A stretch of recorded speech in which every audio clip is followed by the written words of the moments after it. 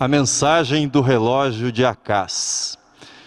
Que significa iniciar uma nova série, como nós fazemos neste mês de fevereiro, uma série com o título Vida, Dom de Deus, iniciar esta série Vida, Dom de Deus, num ano de pandemia. Que significa falar sobre a vida como dom de Deus, quando nós nos vemos sitiados pela morte. Que significa anunciar a vida quando a morte está ao nosso redor. Eu fiz as contas durante esse período da pandemia e essas contas que eu fiz chegaram aos seguintes resultados. Fiz pelo menos 12 funerais nesse período. Quando a situação estava mais tranquila, esses funerais foram realizados no cemitério. Quando a pandemia estava no seu momento mais grave, as condições não permitiam, muitos desses funerais foram realizados na modalidade online, foram feitos remotamente com a família. Fiz 12 funerais. E sabe quantos casamentos nesse período? Um casamento. Na verdade, no mês de fevereiro do ano passado, um pouco antes de começar a pandemia. 12 funerais e um casamento. É melhor ir a funerais do que ir a festas. Afinal de contas, é para onde iremos. Ninguém sai de lá sem aprender uma lição. Quem escreveu isso foi o sábio Salomão, e está no livro do Eclesiastes, capítulo 7, segundo versículo. Eu vou continuar preferindo celebrar casamentos a oficiar funerais. Entretanto, vou preferir anos em que o placar seja como do filme famoso, 4 casamentos e um funeral, quem sabe muitos casamentos e nenhum funeral, e não um ano pandêmico como esse de 12 funerais e apenas um casamento. Entretanto, não obstante a minha preferência, o texto bíblico continua verdadeiro. Aprende-se muito mais quando nós vamos a um funeral, aprende-se muito mais quando nós estamos cara a cara com a morte. É nesses momentos que nós refletimos sobre a vida, é nesses momentos que nós nos perguntamos a respeito do sentido da vida, é nesses momentos que nós questionamos o tipo de vida que nós temos vivido até aquele momento. Quando se está doente, principalmente de uma enfermidade que se agrava, há sempre o receio que aquela enfermidade possa caminhar na direção da morte. Mas nós, seres humanos, nós nos agarramos na esperança de cura. O rei Ezequias não era diferente de nós. Visitas religiosas, por sua vez, levam sempre uma palavra de esperança, levam uma palavra de ânimo, de encorajamento para a pessoa que está enferma. Ezequias era um rei piedoso, o rei que havia restaurado o culto em Judá, era um homem temente a Deus e a visita do profeta Isaías certamente foi recebida com uma expectativa positiva da parte do rei Ezequias. Mas a mensagem foi dura, a mensagem foi direta e para a nossa cultura foi até cruel. Disse o profeta Isaías para o rei Ezequias: põe em ordem a tua casa, porque morrerás e não viverás. O rei virou o rosto para a parede, orou ao seu Deus e diz o texto, chorou muitíssimo. Não era para menos, não era para menos. Uma das principais características dos seres humanos é que nós, seres humanos, temos consciência da morte. Porém, há uma diferença. Uma coisa é ter consciência da morte num sentido vago, num sentido abstrato. A morte de cada um de nós é algo que ocorrerá, mas sempre esperamos que ocorra num futuro distante, um futuro que nós preferimos não tomar conhecimento, algo indefinido. Mas é muito diferente quando isso ganha um lugar na nossa agenda. Quando esse fato indefinido passa a ser um fato definido em semanas, talvez meses. A angústia se apodera do coração humano quando isso ocorre. A cena do encontro de Isaías com o rei Ezequias é uma cena muito econômica nos detalhes. Somente a mensagem de Isaías é relatada, a reação do rei também é relatada de modo breve e, em seguida, o profeta Isaías já está indo embora. Geralmente, um rei acompanhado de muitos súditos, de muitos secretários, de muitos serviçais. Fico imaginando o constrangimento das pessoas que poderiam estar ali ao lado do rei Ezequias quando o profeta Isaías disse desse modo tão duro: põe em ordem a tua casa, porque morrerás, não viverás. Certamente seria papel de um assessor tomar Isaías pela mão e apontar a porta de saída para ele. Certamente um assessor faria isso, mas diz o texto bíblico que Isaías não estava longe. Isaías ainda estava perto do palácio quando recebeu a ordem de Deus para que ele voltasse e comunicasse agora uma boa notícia ao rei Ezequias. Que notícia era essa?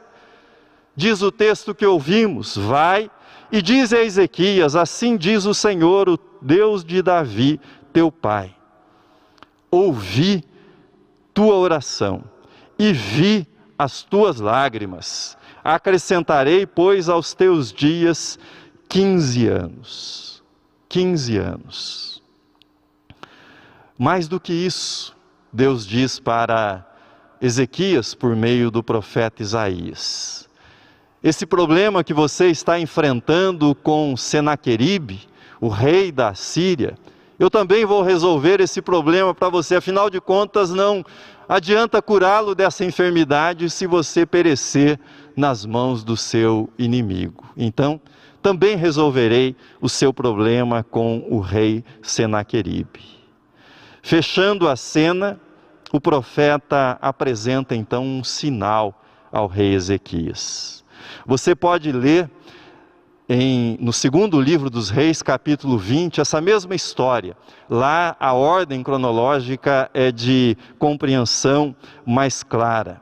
Lá está dito que o profeta ofereceu ao rei a opção que ele ofereceu ao rei para que ele escolhesse se ele queria como sinal que a sombra no relógio de Acás se adiantasse ou que a sombra retrocedesse. E o rei naturalmente disse: bom, adiantar-se é a ordem natural do movimento. Então pediu que retrocedesse e ele recebeu como resposta: a sombra retrocedeu 10 graus no relógio de Acás. Mas antes de falar um pouco mais sobre o relógio de Acás, eu quero falar com você sobre quem foi o rei Acás, pai de Ezequias.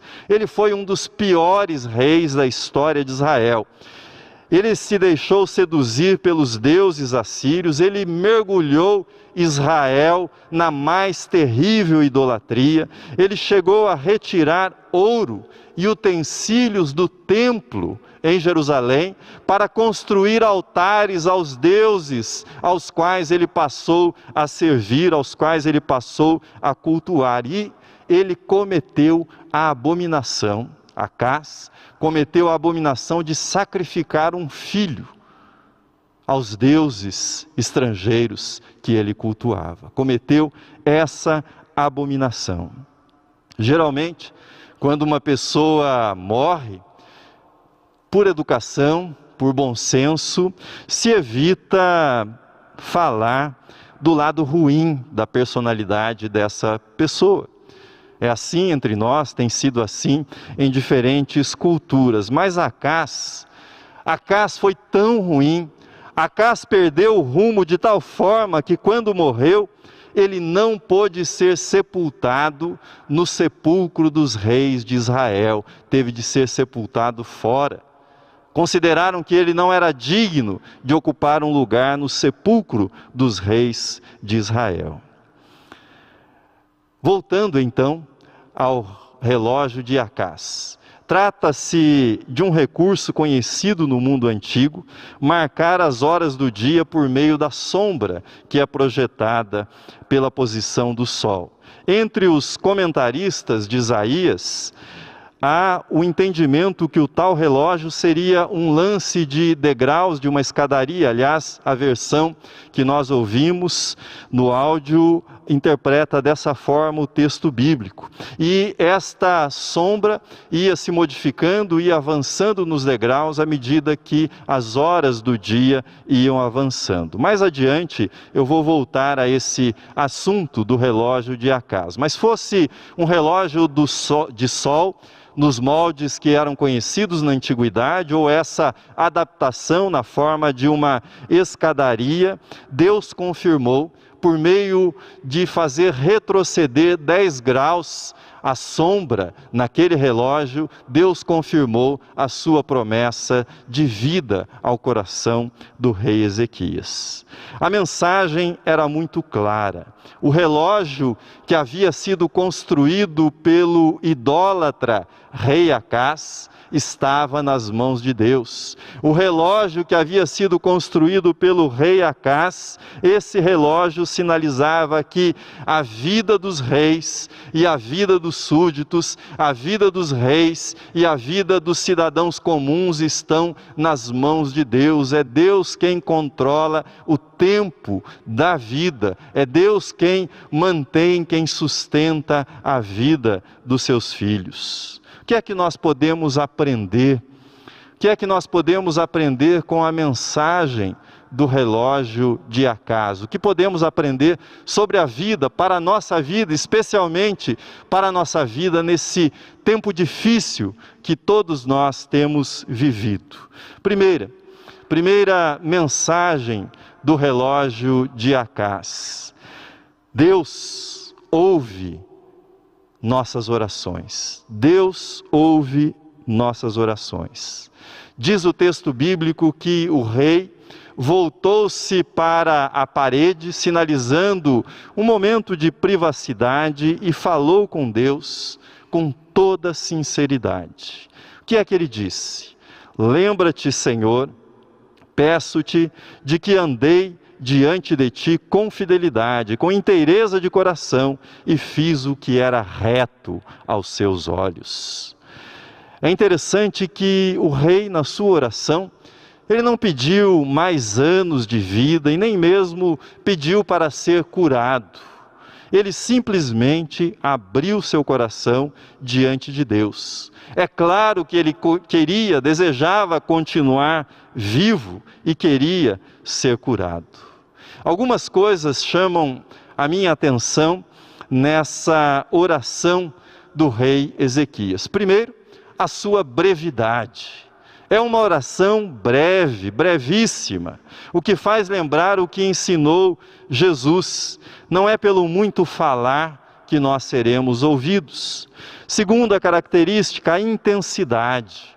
São poucas palavras, mas são palavras intensas.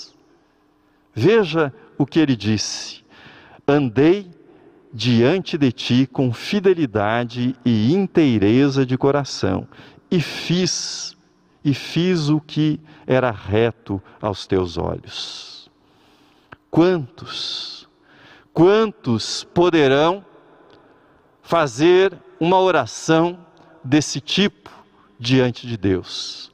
Quantos poderão utilizar essas palavras diante de Deus? Andei diante de ti com fidelidade, com inteireza de coração, fiz o que era reto. Quantos poderão dizer isso com essa intensidade? Em terceiro, é uma oração marcada pela intimidade. Há intimidade na comunicação e essa intimidade se revela na brevidade e também na intensidade. Ele não precisa explicar para Deus, ele não precisa barganhar com Deus, ele não precisa negociar com Deus, ele não precisa comover Deus. Quando você sentir-se angustiado, e esse tem sido um tempo angustiante para todas as pessoas, saiba que Deus ouve as suas orações, Deus conhece as suas palavras, orações marcadas pela brevidade, orações marcadas pela intensidade, orações que são, sobretudo, uma conversa íntima com Deus. A oração é a linguagem do coração. Quando nós oramos, nós falamos, sobretudo, não com palavras, mas falamos com o nosso coração diante de Deus. Segunda mensagem do relógio de Acás: Deus vê as nossas lágrimas. É isso que nós encontramos registrado nesse capítulo. Diz o texto que o rei Ezequias chorou, e chorou muitíssimo. As pessoas que amam a vida choram diante da morte. Não poderia ser diferente, não é uma questão de crer ou não crer na vida eterna, de ter ou não ter fé em Deus. É uma questão de amar a vida que foi dada por Deus, de amar esse presente que Deus nos deu, que se chama vida. Como alguém pode dizer que ama a vida eterna, quando despreza, quando faz pouco da vida terrena, que é a única vida que conhece? Não faz sentido professar amor à vida eterna e desprezar a vida que nós conhecemos na terra. Ezequias chora, e ele chora muitíssimo porque vê a sua vida perto do fim. Quando compôs o seu salmo, o rei Ezequias relatou como ele se sentiu diante do anúncio de seu iminente funeral. Versículo de número 10 do capítulo 38 de Isaías: em pleno vigor de meus dias, hei de entrar nas portas do além. Roubado estou do resto dos meus anos. Deus dispensa atenção especial às lágrimas que são derramadas pelos seus filhos. No Salmo 50, por exemplo, nós lemos que Deus recolhe cada uma dessas lágrimas no seu odre e Ele registra num livro cada uma dessas lágrimas derramadas pelos seus filhos. Jesus disse: bem-aventurados os que choram, porque serão consolados. O Apocalipse nos ensina que Deus enxugará dos olhos dos seus filhos todas as lágrimas. Tudo isso que a Bíblia afirma sobre a atenção que Deus dispensa às nossas lágrimas faz com que esteja correto o que afirmou o escritor William Young, quando ele diz: lágrimas algumas vezes são as melhores palavras que o coração pode falar. Lágrimas algumas vezes são as melhores palavras que o coração pode falar. Vai e dize a Ezequias: assim diz o Senhor, o Deus de Davi teu pai: ouvi a tua oração e vi as tuas lágrimas, e acrescentarei, pois, aos teus dias 15 anos. Em terceiro, a mensagem do relógio de Acás nos ensina que Deus nos faz crescer nas aflições. Nós crescemos nas aflições. O coração poético do rei Ezequias, quando foi ajeitando, quando foi acomodando aquela aflição, a qual fora submetido, ele reconheceu essa que é uma verdade que atravessa, que perpassa todas as Escrituras. Nós crescemos por meio das provações. Veja o que ele escreveu no seu Salmo, versículo 16. Parece que foi bom para mim passar por todos estes problemas. O tempo inteiro, ele diz para Deus, seguraste firme o fio da minha vida. Não permitiste que eu despencasse para o nada. A mesma verdade será repetida por Tiago, o irmão do Senhor, na sua epístola, logo na abertura, quando ele diz: meus irmãos, tende por motivo de toda alegria o passardes por várias provações. Tenho certeza que quando Ezequias quando ele ouviu a palavra do profeta Isaías, que ele morreria, quando ele voltou o seu rosto para a parede, chorou copiosamente. Tenho certeza que Ezequias não deve ter pensado, é para meu bem que eu estou passando por isso. Não, certamente é para o meu bem. Não, ele não pensou isso naquele momento, mas, tendo passado por aquela aflição, depois ele olharia e diria: foi para o meu bem. Eu cresci por meio dessa aflição. Eu vi a mão de Deus segurando firmemente a minha vida quando eu estava mergulhado nessa aflição. Não há pessoa que, no seu pleno juízo, não prefira uma vida tranquila, não prefira uma vida sem problemas, não prefira uma vida sem dores, a uma vida de aflições, a uma vida de problemas, a uma vida de tribulações. Se a pessoa estiver com o seu juízo normal e você oferecer, você quer uma vida com problemas ou quer uma vida sem problemas? É claro que vai escolher uma vida sem problemas se ela estiver pensando bem. Mas, uma vez que as aflições chegam, uma vez que essa opção de uma vida sem aflições não está disponível para nenhum ser humano, uma vez que as aflições chegam, é melhor aprender a crescer por meio delas. É melhor aprender a tornar-se uma pessoa melhor, uma pessoa mais sensível, uma pessoa com o coração mais inclinado para ouvir a Deus, do que tornar-se uma pessoa amargurada, desencantada, desiludida com a vida e as suas possibilidades. Ezequias escreveu: foi bom saber que o relógio de meu pai, o ímpio Acás, está nas mãos de Deus. É Deus quem controla esse relógio e todos os relógios que resumem essa dimensão da temporalidade na qual todos nós estamos inseridos. Em quarto e último lugar, Deus cumpre as suas promessas. Deus cumpre as suas promessas. Quando Ezequias adoeceu gravemente, ele não tinha um filho para herdar o trono. Deus havia prometido que ele manteria no trono de Israel um descendente da casa de Davi. Quando Ezequias morreu, o filho de Ezequias, Manassés, tinha 12 anos. Que significa que 3 anos depois de estar na sala de espera da morte, 3 anos depois, Ezequias teve a alegria de ser pai.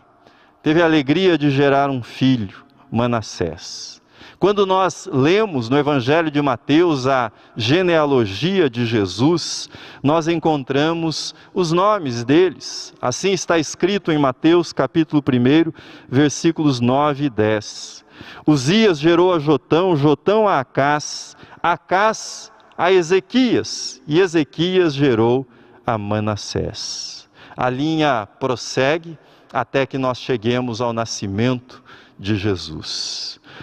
Muitas vezes a história parece confusa, muitas vezes a história parece sem rumo, mas Deus, no meio dessa confusão da história humana, nunca deixa de cumprir as suas promessas, nunca deixa de realizar aquilo que Ele disse que realizaria. Quero voltar ao relógio de Acás.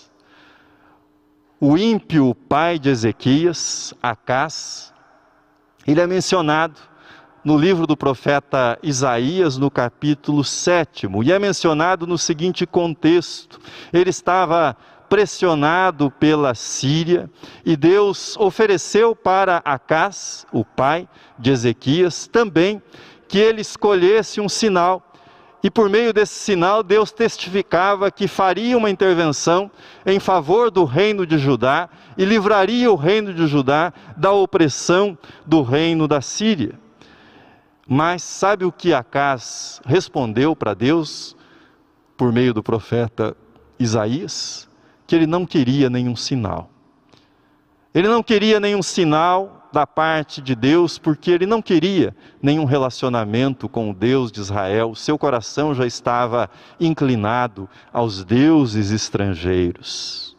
E quando ele recusou esse sinal, no capítulo 7 do livro do profeta Isaías, quando ele recusou esse sinal, o profeta Isaías registrou a mais preciosa e esperançosa das promessas que nós temos da parte de Deus, a promessa do nascimento de Jesus.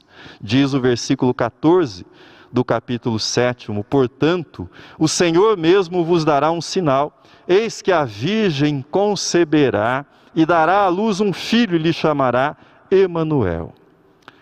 Anos depois, Deus usaria o relógio do rei, que não quis um sinal, para dar um sinal para o seu filho, e esse sinal seria o sinal da soberania de Deus sobre a vida, sobre a história, sobre os acontecimentos. Ainda sobre o cumprimento das promessas de Deus, assim escreveu Ezequias no Salmo, que está no capítulo 38 do livro de Isaías. Que direi? Como prometeu, assim me fez. Passarei tranquilamente por todos os meus anos depois desta amargura da minha alma. Lembremos do que Deus disse ao rei por meio do profeta Isaías: ouvi a tua oração e vi as tuas lágrimas. Acrescentarei, pois, aos teus dias 15 anos e te livrarei do rei da Assíria. Ao ler o que Deus fez na vida do rei, é impossível não lembrar aquilo que escreveu o apóstolo Paulo na sua carta aos Efésios. Deus é poderoso para fazer infinitamente mais do que tudo quanto pedimos ou pensamos, conforme o seu poder que opera em nós. Foi isso que o rei Ezequias conheceu e experimentou na sua vida. Termino. A mensagem do relógio de Acás nos ensina que Deus ouve as nossas orações. A mensagem do relógio de Acás nos ensina que Deus não só ouve as nossas orações, mas Ele enxerga, Ele vê as lágrimas que são derramadas pelos seus filhos. A mensagem do relógio de Acás nos ensina que Deus nos faz crescer por meio das aflições nas quais nós passamos, que Ele sustenta a nossa vida quando nós estamos na aflição. A mensagem do relógio de Acás nos ensina que Deus sempre cumpre a sua palavra. Deus sempre realiza as suas promessas, aquilo que Ele diz que fará, Ele sempre faz na nossa vida. Proclamou Ezequias: como prometeu, assim me fez. A vida de Ezequias nos ensina que Deus é poderoso para fazer retroceder a sombra no relógio de Acás, que Deus é poderoso para estender a vida dos seus filhos, como estendeu a vida de Ezequias, que Deus é poderoso para arrancar uma pessoa da sala de espera da morte, como fez com Ezequias. Nos ensina que Deus é poderoso para derrotar um gigantesco exército, como o exército dos assírios que sitiava Jerusalém. Todos esses são eventos grandiosos, eventos que mostram o poder maravilhoso de Deus. São eventos que nós colocamos naquela categoria de eventos milagrosos. Mas há um detalhe. Há um detalhe importante na cura de Ezequias. Ouça novamente o versículo 21 do capítulo 38. Ora, Isaías dissera: tome-se uma pasta de figos e ponha-se como emplasto sobre a úlcera, e ele recuperará a saúde. Sabe o que isso significa? Não sejamos tolos, não sejamos infantis, ao ponto de opor o poder sobrenatural de Deus, as intervenções de Deus na história, de opor o poder sobrenatural de Deus aos recursos que nós chamamos de naturais e que estão sistematizados num corpo de conhecimento, seja da tradição ou seja da ciência. Tenho que terminar lembrando novamente um texto paulino, que assim diz: ó profundidade da riqueza, tanto da sabedoria como do conhecimento de Deus! Quão insondáveis são os teus juízos e quão inescrutáveis os seus caminhos. Quem, pois, conheceu a mente do Senhor? Ou quem foi o seu conselheiro? Ou quem primeiro deu a ele para que lhe venha a ser restituído? Porque dele, por meio dele e para ele são todas as coisas. A ele, pois, a glória eternamente. Amém.